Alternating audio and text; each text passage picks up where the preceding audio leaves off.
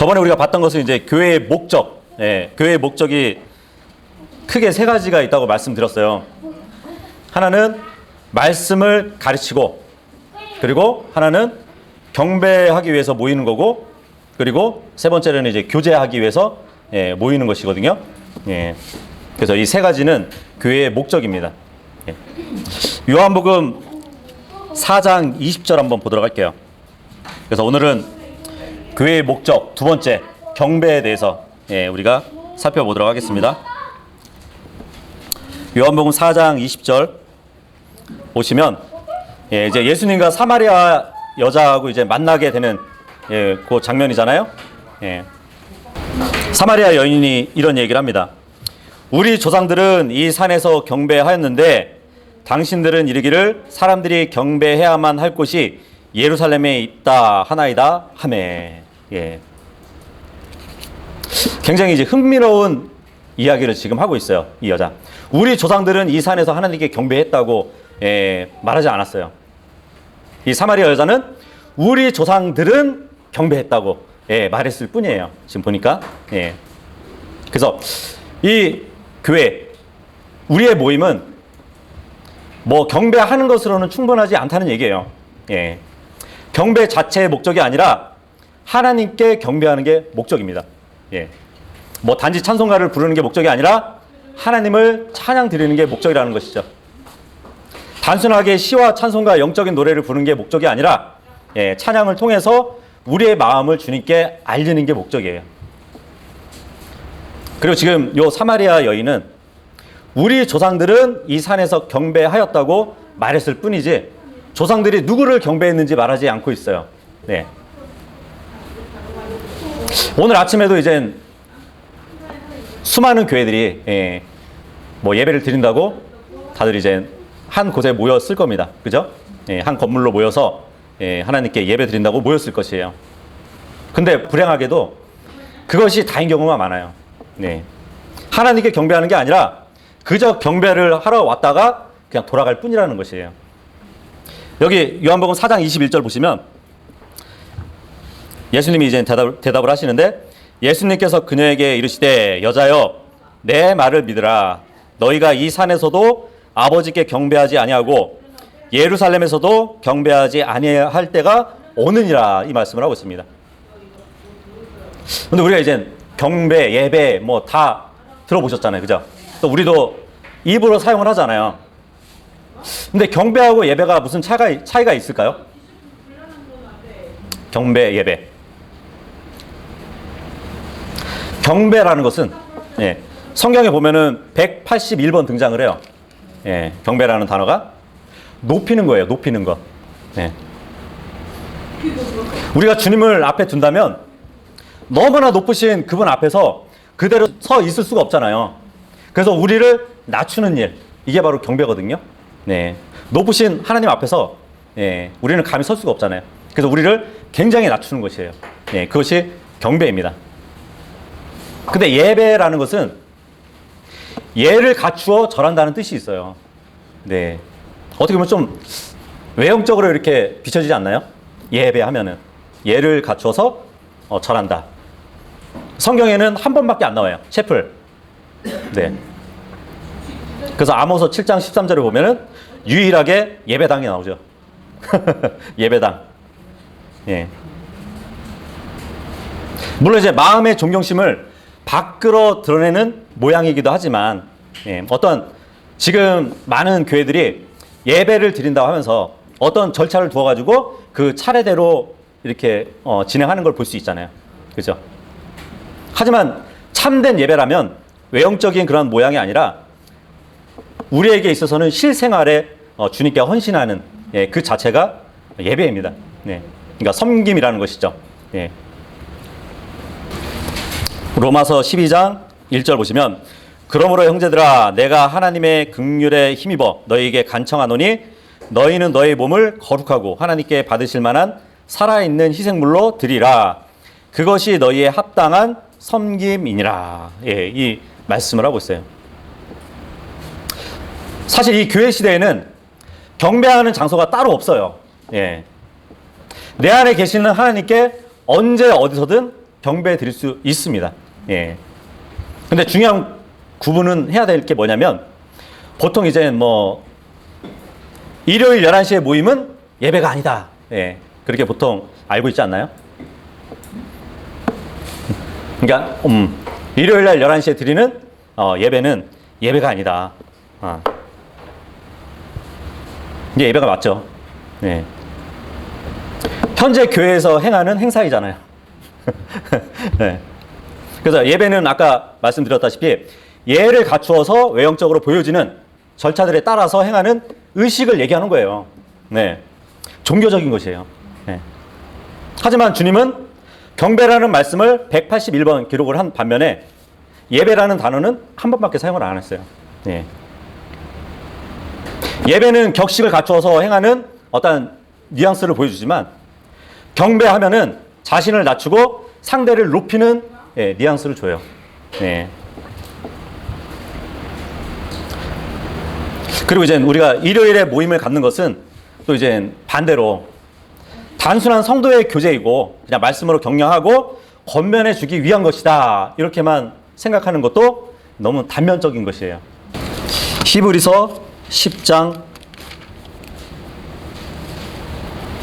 24, 25절 보시면 서로를 주의 깊게 살펴보아 사랑과 선한 행위를 하도록 격려하며 어떤 사람들의 습관과 같이 우리의 함께 모이는 일을 패하지 말고 서로 권면하되 그날이 다가옴을 너희가 볼수록 더욱더 그리하자, 이 말씀을 하고 있습니다. 네. 이 말씀만 가지고 보면 우리의 모임은 정말 말씀으로 독려하고, 그죠? 격려해주고, 그리고 서로 권면하는 일, 그 자체로 보일 수 있잖아요. 그죠? 예. 물론 이 강단에서 전하는 말씀으로도 격려도 하고 권면해주기도 하죠. 그리고 서로 교제하면서도 말씀으로 격려하고 권면해주죠. 그죠? 그런데 중요한 사실은 지금 우리가 모여있는 이 모임은 성도의 교제뿐만 아니라 하나님께 경배 드림도 있는 것이에요. 예. 우리는 장소에 제약을 받지 않고 언제 어디서든지 개인적으로 하나님께 경배 드릴 수 있는 사람들이에요. 그렇다면 오늘 모임은 다 함께 하나가 돼서 하나님께 경배 드리는 모임입니다. 예. 그래서 우리의 모임은 첫 번째는 하나님께 경배 드리고 두 번째는 성도의 교제인 것이에요. 예. 이 두 가지가 함께 하는 거예요. 예. 단순히 경배하는 것은 중요한 것이 아니죠. 예. 예수님은 누구에게 경배하는지 말씀해 주고 있습니다. 예. 경배는 하나님 아버지께 드려지는 것이에요. 근데 예배 자체에만 초점을 맞추는 사람들이 있어요. 예. 하지만 주님이 가장 중요하게 여기시는 것은 경배를 받는 것이에요. 예. 어떤 예를 갖춰가지고 주님께 나오는 것이 더 중요한 것이 아니라 자신을 말씀 앞에 비춰봐서 낮아져야 하고 하나님을 높이는 그 경배를 받으신다는 것이에요. 그래서 구약 성경에 보면은 여러 사람들이 하나로 모여가지고 모임을 갖는 그 모습을 보여주기도 합니다. 이스라엘 백성이 바벨론 포로에서 귀환을 했어요. 예. 근데 예루살렘 도시에 이제 거할 때 그 예루살렘의 광장에 사람들이 모이게 됩니다. 예. 거기서 서기관 예스라라는 사람이 있었는데 그 사람이 이제 모세의 율법을 가지고 딱 나와요. 그래서 오랜 포로 생활 동안에 하나님의 말씀을 듣지 못한 그 백성들을 모아가지고 하나님의 말씀을 가르치는 그 장면이 나오거든요. 예. 물론 서기관 예스라는 포로 기간에도 하나님의 말씀을 신실하게 연구했기 때문에 백성들을 하나님의 말씀으로 가르칠 수 있었던 것이에요. 그래서 물론 이제 구약 시대에 모였던 모임이지만 그 모임이 지금 우리 모임의 모토가 돼요. 네, 그것을 한번 우리가 보도록 할게요. 느헤미야 8장 보시면 이 모임이 우리에게 어떤 모토를 주나 한번 보시라고요. 8장 1절 보시면 온 백성이 한 사람처럼 물문 앞 거리에 함께 모여 서기관 예스라에게 주께서 이스라엘에게 명령하신 모세의 율법책을 가져오라고 말하매. 여기 1절 보니까 온 백성이 한 사람처럼 모였대요. 그죠? 예. 에베소서 4장 4절에서 6절 보면 우리는 한 소망 안에서 부르심 받았고 한 몸과 한 성령 안에 있다고 말씀을 하세요. 예. 그리고 주님 안에서 한 믿음과 한 침례로 모인 사람들이라고 하거든요. 네. 근데 지금 느헤미야에서 보니까 그죠? 한 사람처럼 모였대요. 그 많은 사람들이. 예. 그렇죠. 우리는 한 사람. 어떻게 보면 예수 그리스도라는 그 한 몸에 우리는 하나가 돼서 여기에 모였잖아요. 그죠? 예. 여기 보니까 이제 어디 광장에 모였냐면 물문 앞 거리에 있는 광장이에요. 그죠? 물문. 예루살렘에 가면은 그 성문이 여러 성문이 있거든요. 그 중에 이제 하필 왜 물문일까요? 예. 에베소서 5장 26절에 보면 그 하나님의 교회를 깨끗하게 해주는 게 뭐냐면 말씀의 물이라고 그래요. 말씀의 물. 예. 어쨌든 지금 여러 온 백성이 한 사람처럼 모이게 된 것을 보여주고 있습니다. 2절 보시면 일곱째 달 첫날에 제사장 예스라가 남자들과 여자들의 회중과 이해력이 있어 들을 수 있는 모든 자들 앞에서 율법책을 가져와. 예. 이 남자들 여자들 회중들이 이렇게 모였는데 이해력이 있어가지고 들을 수 있는 사람들이래요. 네. 계시록에 보면은 7번에 걸쳐서 교회에 대해서 말씀을 하잖아요. 귀 있는 자들은 성령님이 말씀하시는 것을 들으라고. 그죠? 그리고 우리가 모여서 하나님의 말씀을 들을 수 있는 귀가 있다는 것은 고린도전서 2장 11절의 말씀처럼 하나님의 영 외에는 아무도 그죠? 하나님의 것들을 알 수 없다고 그러잖아요. 예. 그래서 지각이 있는 자들, 이 지각이 있는 자들은 지금의 구원받은 사람들이 모인 것처럼 그렇게 모인 것이에요. 4절에 보면 서기관 예스라가 그들이 전에 강단으로 쓰려고 만든 나무 강단에 서며 그의 곁에는 마띠디아와 스마와 아나야와 우리아와 힐기야와 마세야가 그의 오른쪽에 섰고 부다야와 미사엘과 말기야와 하숨과 하스밧 다나와 스가야와 무술람이 그의 왼쪽에 섰더라. 이거 보니까 예스라가 전에 강단으로 쓰려고 했던 나무 강단에 섰다고 합니다. 예. 지금 이 강단 앞에 있는 제가 이 강단을 사용하는데 보통 이것을 구입하는 데 가면은 성구라 그래요. 성구. 예. 그죠? 이 건물은 성전도 아닌데 이거를 성구라고 얘기를 한단 말이에요. 이건 성구가 아니에요. 그냥 책을 놓고 쓰기 위한 하나의 강단일 뿐입니다. 예. 필요에 따라서 그냥 쓰는 거예요. 예. 5절에 보시면 예스라가 온 백성 위에 있었으므로 온 백성의 눈앞에서 책을 펴니 그가 책을 펼 때에 온 백성이 일어나더라. 예. 책을 딱 펴니까 온 백성이 일어났대요. 대단하죠? 근데 이러한 행위가 지금 독립교회에도 많이들 합니다. 예. 성경 봉독을 하면 다 일어서가지고 이렇게 하는 분들도 있어요. 예. 물론 그 예를 갖추는 행위가 나쁘다고 할 수는 없는 것이죠. 하지만 우리는 마음을 살피는 주님께서 주님의 그 말씀 앞에서 우리가 두려움을 가지고 그 말씀을 높이고 그 말씀에서 우리 자신을 낮추면 그 자체가 경배가 되는 것이에요. 예. 6절에 보시면 예스라가 주 곧 위대하신 하나님을 찬송하며 온 백성이 손을 들어 아멘 아멘 하고 응답하며 머리를 숙이고 얼굴을 땅바닥에 대며 주께 경배하였더라. 예. 우리가 부르는 찬송은 내가 듣기 위해서 부르는 것이 아니에요. 예. 주님께 올려드리는 겁니다. 예. 그 찬양의 가사가 나의 고백이 일치되어 가지고 주님께 불러드린다면 그 자체가 그분을 높이는 것이에요. 예. 그리고 그것이 곧 경배가 되는 것이에요. 실수하는 부분이 있는데 하나는 어느 누구가 이렇게 앞에 서가지고 찬송을 하게 되면 우리는 박수를 쳐요. 그죠? 예. 근데 그 사람한테 치는 게 아니에요. 예. 그 찬송 가사에 기록된 주님을 아멘 하면서 손뼉을 쳐드리는 거예요. 7절 보시면 또한 예스와와 바니아와 세레비야와 야민과 압굽과 사부대와 호디아와 마아세야와 그리다와 아사라와 요사박과 하난과 블라야와 레이 사람들이 백성에게 율법을 이해하게 하였는데 백성은 자기 자리에서 있더라. 예, 여기 보니까 여러 사람들이 예, 율법을 이해할 수 있도록 예, 백성에게 알려준 것을 볼 수 있습니다. 예.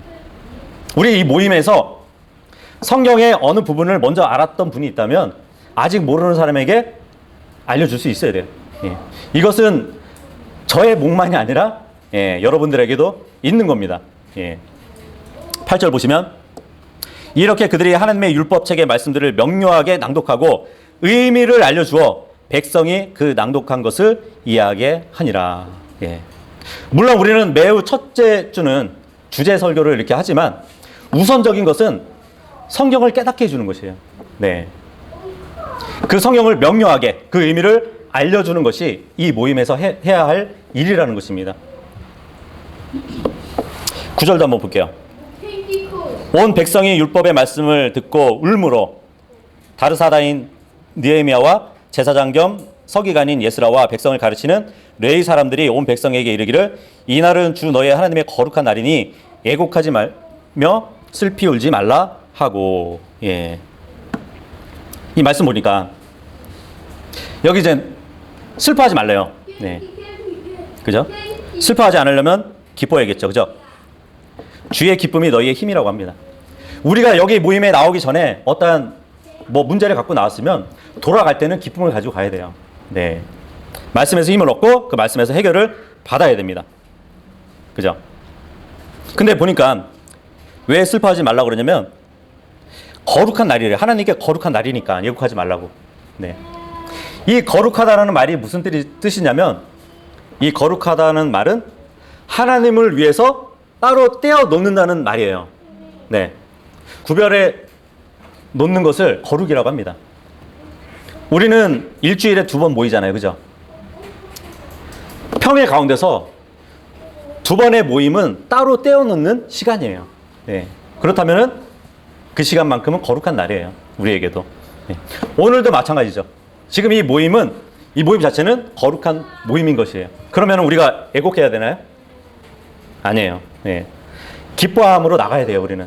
예, 나중에 여기를 나가게 되면. 예. 자, 여기까지 우리가 이제 봤는데, 이 시대는 구약 시대예요.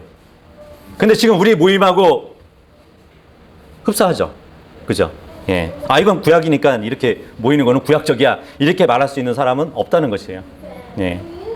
그래서 이 모임에 지금 말씀을 명확하게 해석해주는 그 일도 하고, 하나님께 찬송을 드리면서, 아멘, 아멘, 예, 하면서 자신을 땅에 막 굽히면서 경배드리는 이 모습.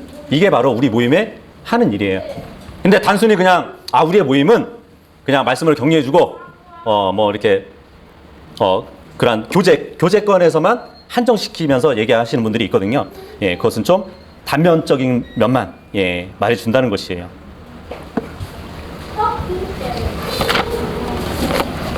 아까 우리가 요한복음 4장을 봤는데, 요한복음 4장 다시 돌아와가지고 22절에 보면 너희는 너희가 알지 못하는 것에게 경배하고 우리는 우리가 경배하는 것을 아노니 이는 구원이 유대인들에게서 나기 때문이라. 이 말씀을 하셨습니다. 오늘날 종교인들이 이 말을 들으면 이 기독교는 매우 편협한 종교라고 아마 그렇게 얘기할 수도 있을 것 같아요. 아마 이런 말은 상처를 주는 말이라고 얘기할 겁니다. 하지만 주님은 이렇게 말씀하시는 거예요. 너희는 경배를 한다고 하지만 무엇을 하는지 알지 못하고 있다고. 너희는 누구에게 경배해야 하는지도 모르고 있다고. 너희는 종교적인 행위를 하고 있지만 목적도 모른 채 헛된 일을 반복하고 있다. 마치 총을 쏘지만 어디로 쏘는지를 모르고 있는 그러한 자들 같구나, 이런 말씀을 하는 것이에요. 그러면서 23절에 이 말씀을 하고 있습니다. 하나님은 영이시니 그분께 경배하는 자들이 반드시 영과 진리로 그분께 경배할지니라 하시니라. 예. 참된 경배는 아버지 하나님께 드리는 거예요. 예. 참된 경배자들은 자신들이 누구에게 경배 드리는지 잘 알고 있습니다. 예. 하나님이 누구인지 모르면서 하나님께 경배 드릴 수 없는 거죠. 예. 아무리 예수님을 찬양한다 할지라도 예수님이 누구인지 모르면 예수님께 경배 드릴 수 없는 것이에요. 그죠? 예. 근데 아버지께서는 그러한 자들을 찾고 계신대요. 예. 영과 진리로 경배하는 자들을 찾으신다고 말씀을 하고 있습니다. 성경은 하나님께서 찾고 계신 사람들이 누구인지 분명하게 말씀해 주고 있는 것이에요. 예. 하나님은 하나님을 알고 그분께 경배하는 사람들을 찾고 계십니다. 24절에 보면 하나님은 영이시니 그분께 경배하는 자들이 반드시 영과 진리로 그분께 경배할지니라 하시니라. 예. 여기 영 할 때는 소문자 S로 되어 있어요. 그죠? 예. 그래서 은사주의자들은 성령님께서 자신들의 마음을 움직여 주셔가지고 뭐 자신들의 예배를 주관하신다고 예, 그렇게 말하기도 해요. 자신들이 방언하고 무슨 신유 같은 은사를 동원해서 예배를 드린다고 얘기를 합니다. 예. 하지만 성경은 그러한 것을 말씀하고 있지 않아요. 예. 성경은 영으로 예배가 아니라 경배를 드려야 된다고 말씀을 하고 있어요. 예. 물론 여기서 말하는 영, S자는 예, 소문자 영이에요. 그래서 어떻게 보면은 인간의 영을 말하는 것 같기도 하지만, 그렇죠? 영적으로 죽었지만 다시 영으로 살아난 사람들이 자신의 영으로 하나님께 경배를 드리라 이 말씀 같이 보이기도 해요. 예. 그래서 우리는 지극히 지적인 상태에서 자원하는 그 영으로 하나님께 경배를 드린다고 예, 그렇게 말을 합니다. 물론 만약에 내 영으로 드린다 하면은 그 의지는 어디서 나올까요? 예. 생각해 보셨나요? 성령님께서 마음을 움직여 주실 때까지 기다려야 될까요? 아니면 특별한 상황이 올 때까지, 뭐 특별한 마음이 들 때까지 내가 기다렸다가 그 마음이 들면은 예, 주님께 경배 드려야 되는 걸까요? 아니면 초자연적인 역사가 일어날 때까지 기다렸다가 주님께 경배 드려야 할까요? 우리는 영을 스스로 통제해가지고 하나님께 경배를 드려야 돼요. 그렇지만 무엇인가 특별하고 초자연적인 일이 일어난다면 주님께 경배하겠다. 예, 그런 생각은 예, 버려야 될 겁니다. 마음속에 하나님을 경배하고픈 욕구가 강하게 생기기를 기다리는 사람들이 있어요. 예. 그리고 내 마음이 동요가 되면은 드리려고 하고, 마음이 좀 안 좋고 그러면은 경배를 안 드리려고 하고. 예. 무엇인가 초자연적인 것이 나의 마음을 강하게 움직여주면 하나님께 경배하겠다는 사람들이 있어요. 하지만 하나님께서 찾으시는 사람은 그러한 사람들이 아니에요. 예. 오늘 정말 오늘은 모임에 가기 싫어. 예. 생각이 들 때도 있을 겁니다. 그래서 하나님께 경배 드리고 싶을 때 드리는 게 아니에요. 예. 이 모임에 가기 싫을 때가 있을지 모르지만 그렇다고 해서 하나님께 경배 드리는 것을 그만둘 수는 없습니다. 그죠? 직장에 가기 싫다고 해서 안 갈 수는 없잖아요. 예. 하나님께서는 우리가 하기 싫을 때에도 마음을 바꾸시고 의지를 사용해서 주님께 경배하는 것을 원하시는 분이에요. 영과 진리라고 했을 때는 한 가지를 말씀해 주신 것 같아요. 예. 여기 보면은 in spirit and in truth잖아요. 그죠? 예. 영 안에서 곧 진리 안에서 이 말씀 같단 말이죠. 예. 요한복음 17장 17절에 예수님이 그 말씀 하시잖아요. 아버지의 진리로 그들을 거룩해 구별해 주세요 하면서 아버지의 말씀은 진리니이다. 말씀이 진리래요. 그러면은 이 진리 안에서 있을 때는 말씀 안에서가 되잖아요. 그죠? 또 예수님이 그 말씀을 하셨어요. 요한복음 6장 63절에 보면 살리는 것은 영이니 육은 아무것도 유익하게 하지 못하느니라. 내가 너희에게 이른 말들, 예, 이것이 곧 영이요 그런단 말이에요. 네.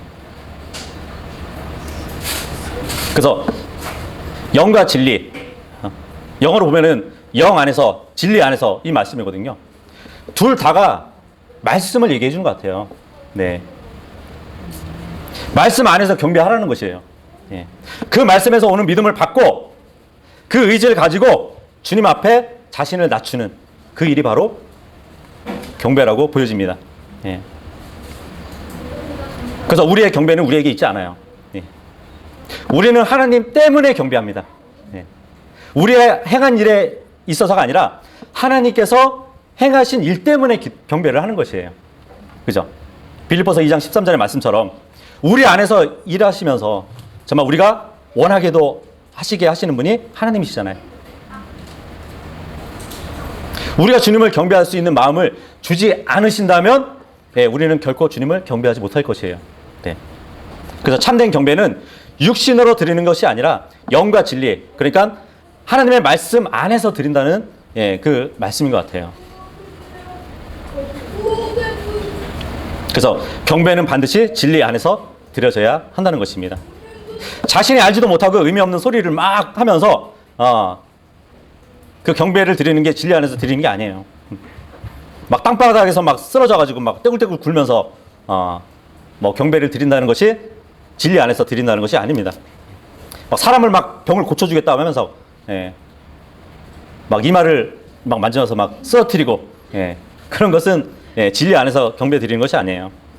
막 방언을 하면서 방방 뛰면서 막 하늘의 언어를 막 한다면서 그렇다고 해서 뭐 일시적으로 천사와 같아지는 것도 아니고 하나님께 진리 안에서 경배하는 것도 아니라는 것입니다. 그래서 우리 주위에는 진리를 모르는 사람들이 많아요. 그래서 자신들이 원하는 대로 자신들이 원하고 싶은 대로 경배하는 사람들이 많다는 것이에요. 진리 안에서 경배하는 사람들이 없다고 해서 우리도 막 마음대로 하고 마음대로 하고 싶은 대로 경배하면 안 되는 것이죠. 우리는 진리 안에서 하나님께 경배 드려야 합니다.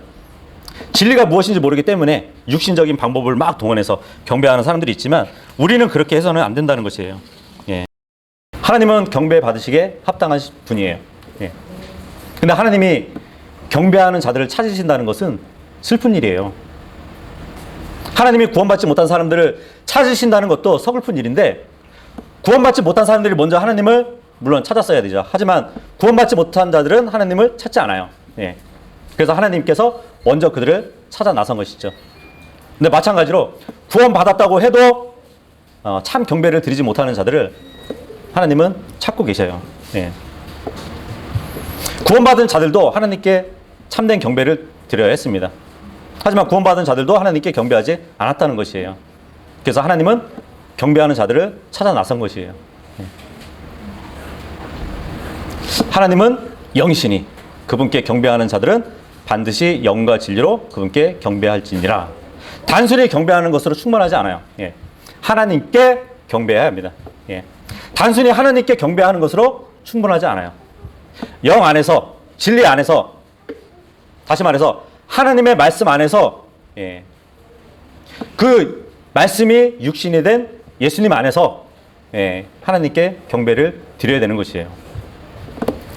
요한복음 5장 23절 보시면 여기서 경배가 무엇인지 더 명확하게 이제 말씀을 해주십니다. 5장 23절 보시면 이것은 모든 사람들이 아버지를 공경하는 것 같이 아들을 공경하게 하려 하심이라. 아들을 공경하지 아니하는 자는 그를 보내신 아버지를 공경하지 아니하느니라. 우리가 하나님을 경배할 때 무엇을 해야 할까요? 하나님을 경배할 때 하나님을 먼저 공경해야 되는 것이에요. 우리는 창조자를 공경해야 돼요. 우리는 구원자를 공경해야 됩니다. 우리의 필요를 채워주시는 분을 공경해야 돼요. 우리에게 복을 주시는 분을 공경해야 돼요. 모든 선한 선물을 주시는 분을 공경해야 됩니다. 우리의 혼을 사랑하시는 그분을 공경해야 돼요. 우리는 하나님을 공경해야 되는 것이에요. 사람들은 항상 눈에 보이는 그 무엇인가를 원하죠. 그죠? 사람들은 눈에 보이지 않는 하나님보다 눈에 보이는 모세를 따르길 원했었어요. 근데 모세가 가버리자 바로 자신들 눈앞에 보이는 금송아지를 섬기기를 원했습니다. 그죠? 지금도 눈에 보이지 않는 하나님보다 눈에 보이는 요셉이나 마리아 형상 앞에 가서 기도하는 사람들이 있어요. 그러한 경배는 진리를 따른 것이 아닙니다. 우리는 보이지 않는 하나님의 말씀을 통해서 그분을 바라보고 섬기고 있어요.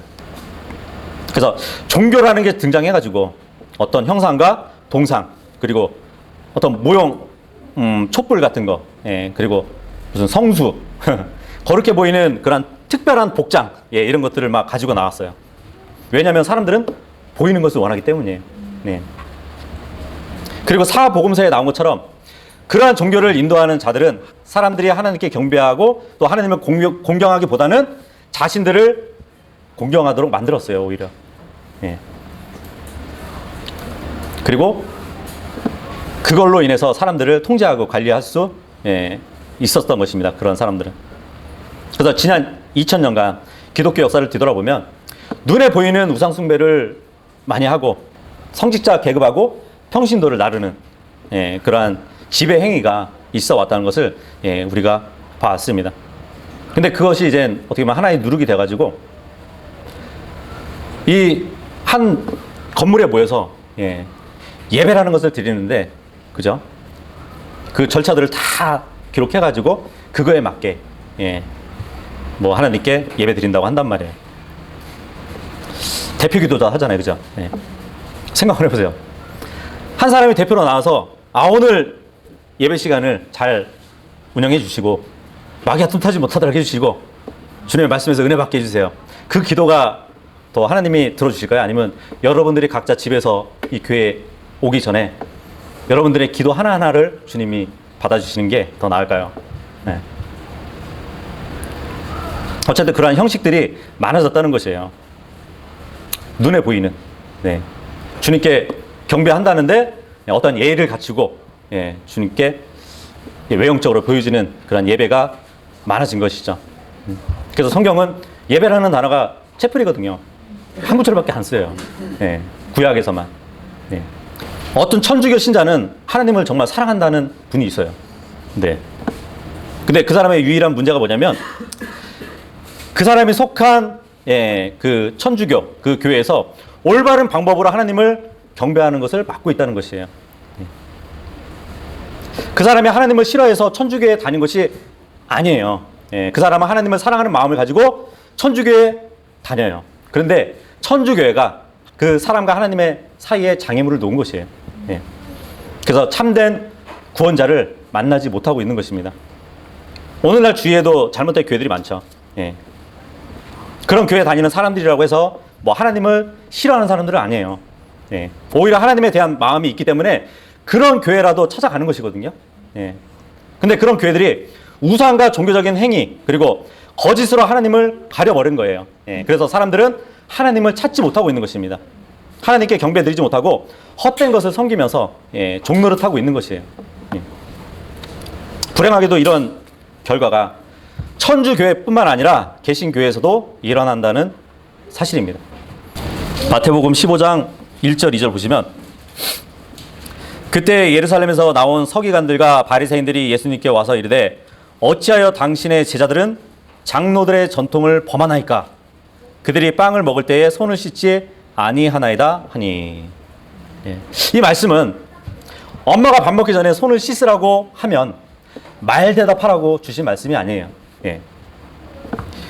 6절에서 9절까지 보시면 자기의 아버지나 어머니를 공경하지 않아도 그가 의무를 면제받으리라 하여 너희 전통으로 이같이 하나님의 명령을 무효가 되게 하느니라. 너희 위선자들아 이사야가 너희에 대해 잘 대언하였도다. 그가 이르되 이 백성이 자기 입으로는 내게 가까이 오며 자기 입술로는 나를 공경하나 그들의 마음은 내게서 멀리 있고 오히려 그들이 사람들의 명령들을 교리로 가르치되 내게 헛되이 경배하는도다 하시니라. 만일 우리가 경배를 하지만 하나님께 경배를 하지 않는다면 그것은 헛된 일이죠. 만일 우리가 하나님께 경배하더라도 사람들의 전통을 따라서 경배한다면 그것 또한 헛된 겁니다. 그렇다면 하나님이 원하는 게 뭘까요? 우리는 올바른 방법으로 하나님께 경배하기를 하나님도 원하세요. 그래서 종교의 가장 큰 위험성이 뭐냐면 그것은 바로 하나님께 경배하기를 원하는 사람들을 데려다가서 이상한 방법으로 경배를 드리도록 만드는 것이에요. 결국 하나님께 바르게 경배하지 못하게 하는 것이에요. 이것이 바로 주님께서 종교에 대해서 끔찍하게 생각하시는 이유 중 하나입니다. 물론 뭐 무신론자들은 교회 가지 않죠. 종교적인 사람들이 교회 가죠. 마귀를 믿는 사람들이 일요일 아침에 말끔하게 막 차려입고 교회에 오는 게 아니라 하나님을 믿는 사람들이 그렇게 한다는 것이에요. 그런데 무엇이 하나님께 바르게 경배하는 것을 막고 있는지 아세요? 바로 종교적인 행위, 인간의 전통, 그 인본주의를 믿는 그런 설교자들. 그래서 하나님께 경배하러 가면 어떤 자들은 자신들의 전통 그리고 거짓 교리로 막 그들이 하나님께 바르게 경배하는 것을 막고 있어요. 그래서 사람들은 하나님께 경배하기는 하지만 하나님께 영광을 돌리지 못하고 하나님을 공경하지 못하는 것이에요.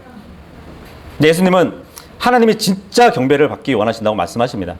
진짜 경배. 그러니까 참된 경배가 뭘까요? 참된 경배는 인간의 마음으로부터 나오는 것이 아니라고 말씀드렸어요. 네. 말씀에서 오는 그리스도의 믿음을 통해서 참된 경배를 드릴 수 있는 것입니다. 예수님은 아버지 하나님을 어떻게 기쁘게 해드려야 되는지 아시는 분이었어요. 그죠?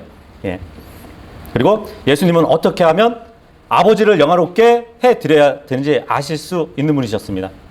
그리고 예수님은 아버지 앞에서 내가 어떻게 낮아져야 하는지를 아시는 분이에요. 근데 그러한 예수님의 마음을 우리가 알려면 말씀에서 오는 그 그리스도의 믿음을 통해서 알 수 있는 것이죠. 그래서 인간의 마음은 오히려 종교적인 행위나 전통에서 나올 뿐이에요. 베드로전서 2장 4절 보시면 참으로 사람들에게는 거부당하였으나 하나님께서는 선정받은 돌, 곧 보배로운 산 돌이신 그분께 와서 5절도 보면 너희도 살아있는 돌들로서 영적 집으로 건축되고 예수 그리스도로 말미암아 하나님께서 받으실 만한 영적 희생물을 드리는 거룩한 제사장이 되었도다. 9절에도 보시면 그러나 너희는 선정된 세대요 왕가의 제사장이요 거룩한 민족이요 특별 소유 백성이니 이것은 너희를 어둠에서 불러내어 자신의 놀라운 빛으로 들어가게 하신 분에 대한 찬양을 너희가 전하게 하려 함이니라 이 말씀을 하고 있습니다. 구약 성경에서는 하나님을 섬기는 사람들은 어린 양이나 산비둘기, 고운 가루 그런 눈에 보이는 희생제물로 주님을 섬겼어요. 네. 물질적인 땅을 약속받은 육신적인 백성이 이스라엘 백성이었잖아요. 그죠? 근데 우리는 그죠? 영적인 유업을 상속받을 자들이잖아요. 그죠? 영적인 복을 받은 사람들이에요. 근데 우리가 주님께 나아갈 때는 영적인 희생물로 드려야 되는데 눈에 보이는 동물 제물이 아니라 예수 그리스도가 우리를 대신해서 이미 죽으셨잖아요. 그죠? 그죠? 그렇기 때문에 우리가 동물을 드릴 필요가 없는 것이에요. 그리고 예수 그리스도가 나를 위해 죽으셨기 때문에 고운 가루를 가지고 갈 필요가 없는 것이에요. 왜냐하면 예수님이 첫 열매가 되셨기 때문에. 그죠? 그래서 예수님이 나의 희생 헌물이고 모든 값을 치러주신 분이기 때문에 나를 위한 완전한 희생 헌물은 예수님이 되시는 거거든요. 그렇다면 제가 무엇을 가지고 나가야 될까요? 주님 앞에 노래, 뭐 찬양, 뭐 자기 부인, 뭐 영광, 또 뭐 공경, 찬미, 이런 모든 것을 가지고 나가야 돼요. 왜냐하면 우리는 영적인 복을 받았고 영 안에서 진리 안에서 경배하는 그 영적인 백성이기 때문입니다. 근데 사람들이 어려워하는 이유가 바로 여기 있어요. 왜냐하면 사람들은 눈에 보이는 것으로 주님을 영화롭게 하려는 그런 생각이 있거든요. 경배를 도우실 분은 성령님이에요. 주님의 말씀을 들으면 성령님이 하나님께 감사하는 마음을 주시면서 경배를 도우실 것이에요. 주님의 말씀을 들으면 성령님이 하나님을 기뻐하는 마음을 주시면서 경배를 도우실 것이에요. 주님의 말씀을 들으면 성령님이 하나님께서 우리를 위해서 해주신 모든 것을 깨닫게 해주시면서 경배를 도우실 겁니다. 인간이 만든 마리아상은 경배를 도울 수 없어요. 우리에게는 그런 것이 필요 없습니다. 우리에게는 살아계신 하나님의 말씀이 있잖아요. 그죠? 하나님이 주신 말씀으로 우리가 경배를 드릴 수 있다면 인간이 만든 그 무엇으로도 경배의 도구가 될 수 없습니다. 히브리서 13장 15절을 보면 그러므로 우리가 그분으로 말미암아 계속해서 찬양의 희생을 하나님께 드리자. 그것은 곧 그분의 이름에 감사를 드리는 우리 입술의 열매니라. 찬양의 희생. 희생 제물을 얘기하는 거예요. 우리가 드리는 찬양이 희생 제물이라고 말씀하시는 것이에요. 왜냐하면 우리는 제사장이잖아요. 우리는 영적 희생물들을 드리는 제사장들이란 말이에요. 그래서 영적 희생 헌물이 무엇인지 지금 말씀해 주고 있는 것이에요. 그 중에 하나가 주님의 이름에 감사를 드리는 것이에요. 우리는 찬양하면서 하나님께 감사를 드리잖아요. 16절 보시면 더욱이 선을 행하는 것과 나누어 주는 것을 잊지 말라. 하나님께서는 이 같은 희생을 매우 기뻐하시느니라. 예. 여기도 보니까 희생 헌물을 또 말씀해 주고 있어요. 근데 선을 행하는 것과 나누어 주는 거래요. 여기서 나누어 준다는 것은 물질을 나누어 주는 것을 얘기하는 것이에요. 예. 교회는 주로 오는 것이라고 말씀을 하잖아요. 그죠? 물질도 나누어 주게 되면 그것이 하나님이 보실 때는 희생 헌물인 것이에요. 빌립보서 4장 18절에도 보면 더욱이 내게는 모든 것이 있고 또 풍부하니라. 에바 브로디도 편에 너희가 보낸 것들을 받았으므로 내가 풍족한데 이것은 달콤한 냄새의 향기요 주께서 받으실 만한 희생물이며 하나님을 매우 기쁘게 한 것이니라. 여기도 보니까 지금 사도 바울이 물질을 공급을 받았어요. 그죠? 근데 이것은 하나님이 받으실 만한 희생물이라고 하고 있습니다. 이것들이 바로 우리가 경배를 드릴 때 나오는 열매들인 것이에요.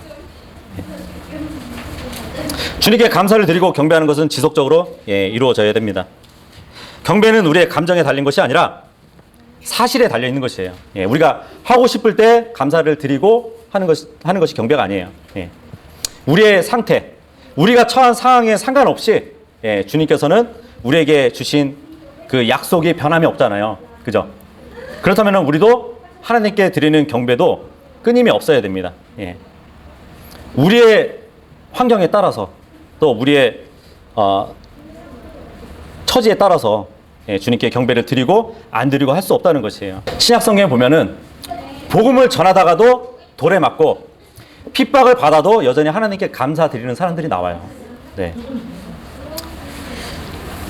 바울은 옳은 일을 했는데도 불구하고 고난을 당했어요. 그럼에도 불구하고 낙담하거나 하나님을 원망하지 않고 오히려 하나님께 감사를 드렸습니다. 그러면서도 다른 사람에게도 그렇게 하라고 권면을 해요. 감옥에서 고난 중에 있으면서도 하나님께 감사드리는 것은 어렵지 않았어요. 그래서 성경은 이것이 바로 하나님께 드리는 영적 희생물이라고 부르고 있는 것이에요. 우리는 무엇을 해야 될까요? 우리는 함께 모여야 돼요. 그러니까 우리는 얼마나 자주 모여야 될까요? 가능하면 자주 규칙적으로 모여야 됩니다. 지금보다 더 자주 모이도록 힘써야 돼요. 왜냐하면 성경은 아까 히브리서의 말씀처럼 그날이 다가옴을 볼수록 더욱 그리하자 그 말씀을 하고 있습니다. 우리는 주님께서 오실 때까지 더욱 열심히 모여야 돼요. 왜냐하면 우리는 하늘나라에서 영원히 함께 모여 있을 것이기 때문입니다. 그래서 우리는 함께 모여 있는 연습을 이 땅에서 하고 있는 것이에요. 여기서 함께 모이는 그 연습을 그러니까 익숙해질 때까지 하게 되면 저 영혼에서는 얼마나 더 익숙하게 교제하겠어요. 그죠? 어쨌든 경배는 이 경배라는 것은 상대방을 높이기 위해 나를 낮추는 일이라고 말씀드렸습니다. 언제 어디서든 하나님께 개인적으로 경배를 드릴 수 있고 또 이렇게 성도들이 함께 모여있는 이 자리에서도 함께 경배를 드릴 수 있어요. 그 경배는 영적인 말씀 안에서 진리의 말씀 안에서 드릴 수 있고 그 열매는 삶에서 나타나는 하나님에 대한 감사 그리고 헌신이라는 것을 우리가 배웠습니다. 다음에는 성도의 교회의 목적, 성도의 규제에 대해서 공부하도록 하겠습니다.